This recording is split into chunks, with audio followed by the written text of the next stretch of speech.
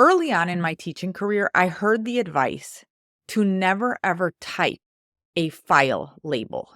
If you're going to file something, always handwrite the label on the file box. This makes so much sense because if you have to wait until you have a chance to type and print a file label, you will never make the file and you will never file the thing. Sometimes the difference between doing a task and putting it off until later is just a sense of a few extra seconds that it's going to take you to do it right. The solution to this, and I want you to look for some opportunities to do this in your classroom, is something that I call ugly organizing. This is where you find a way to make some of your organization systems a little bit less perfect and therefore a little bit less time consuming to keep up with. This is my closet floor. You may look at this and think, has this person ever heard of a shoe rack? And I want to assure you that I have tried every kind of shoe organizer. I have tried the hanging kind, the stacking kind, and the under the bed zip-up kind. And I have made my shoes look amazingly organized with each of these types of organizers.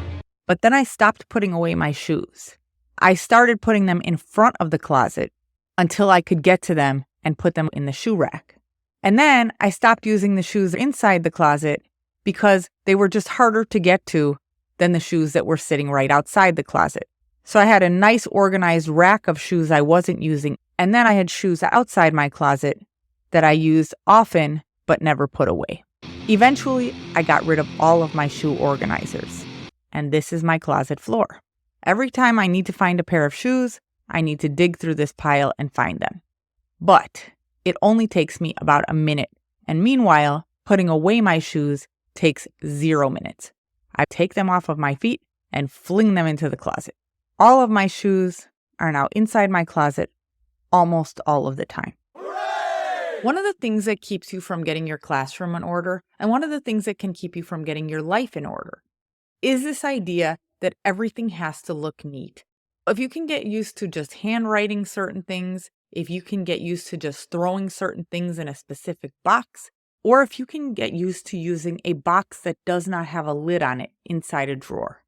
For example, let's say you want to put paper clips away inside your teacher desk drawer.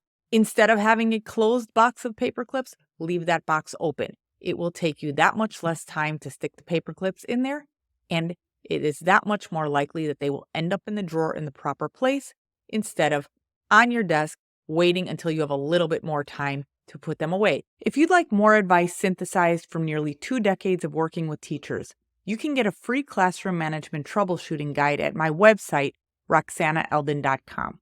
You'll also see information about my courses, which are meant to help teachers maintain, stay sane, and up their game in and out of the classroom. You'll find the link to all of that below. Have a great day.